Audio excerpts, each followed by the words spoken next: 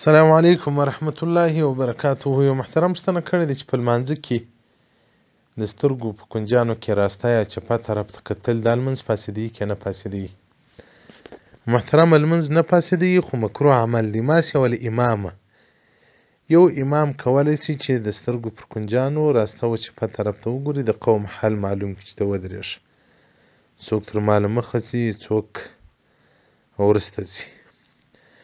یو حدیث صحیح البخاری روایت کړی دی، رسول الله صلی الله علیه و آله و صحبه وسلم فرمایي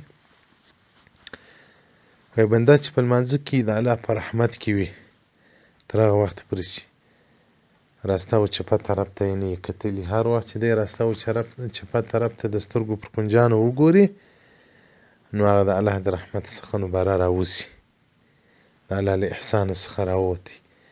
نو فقهای کرام وایي د الله په زیات رحمت کې وي، دغه خو چې سړی په لمانځه ودرېږي د الله په رحمت کې داخل سو نو زیات رحمت یې وي. کم وخت چې و شیطان دا فساد په وکړي بس په لمانځه کې یوې و بلې خوا ته فکر بدل کړي، هغه د الله له ډېر رحمت څخه دی ووتی.